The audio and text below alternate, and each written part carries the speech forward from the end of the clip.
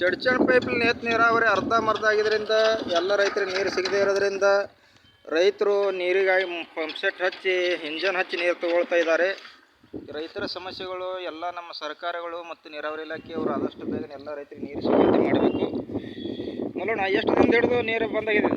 ಈಗ ವಾರದಾಗ 3 ದಿನ ಬೀಳಿದೆ, 15 ದಿನ 2 ದಿನ ಬಿಟ್ಟರೆ ತಿಂಗಳಿಗೆ ನೀರೇ ಇಲ್ಲ ಒಟ್ಟು ಈಗ ವರ್ಷ 2 ವರ್ಷ ಹಿಡಿದು ಚಾಲು ಮಾಡಿದ್ದೇವೆ. ನೀರೇ ಸರಿಯಾಗಿ ಬರ್ತಾವೆ. ಒಂದು 2 ದಿನ ಚಾಲು ಮಾಡ್ತಾರೆ, ತಿಂಗಳ ಗಂಟೆ ಕೆಲಸ ಆ ಕಡೆ ಪೂರ ಗಪ್ಪ ಅಂತ ಹೊಳ್ಳಿ ನೀರೇ ಬರ್ತಾವೆ. ಒಟ್ಟು ಏನು ಮಾಡೋದು, ಸುತ್ತಮುತ್ತ ಎಲ್ಲ ರೈತರಿಗೆ ಬರ್ತಾವೇನು? ಎಲ್ಲಿ ನೀರೇ ಯಾರಿಗೆ ಬರ್ತವೆ. ಮತ್ತು ಚಂಬರ್ IS ಎಕರೆಗೆ ಒಂದು ಹಾಕಿ ಎಪ್ಸಾರಿ 100 ಎಕರೆಗೆ ಒಂದು 50 ಎಕರೆ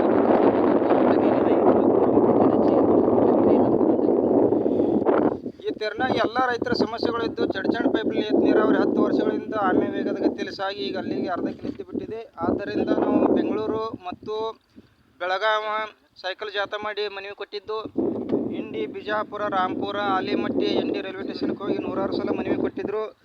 ನಮ್ಮ ಮನವಿಗಳನ್ನು ಒಯ್ದು ಅಲ್ಲೇ ಇಟ್ಟು ಬಿಡ್ತಾ ಇದ್ದಾರೆ. ಆದ್ದರಿಂದ ಮುಂದೆ ಒಂದು ವಾರದಲ್ಲಿ ಈ ಯೋಜನೆ ಎಲ್ಲ ರೈತರಿಗೆ ನೀರು ಸಿಗುವಂತೆ ಮಾಡದೇ ಇದ್ದರೆ ನಾವೆಲ್ಲ ರೈತರು ಕೂಡಿಕೊಂಡು ಧರಣಿ ಸತ್ಯಾಗ್ರಹ ಹೂಡ್ತೇವೆ ಅಂತೇಳಿ ಈ ಮೂಲಕ ಹೇಳುತ್ತೇವೆ. ಶ್ರೀಶೈಲ ಆಳೂರು ಎಂಬ ಯೂಟ್ಯೂಬ್ ಚಾನಲ್ ಇದ್ದು ನೋಡಿ, ಪ್ರೋತ್ಸಾಹಿಸಿ, ಬೆಂಬಲಿಸಿ, ಆಶೀರ್ವದಿಸಿ.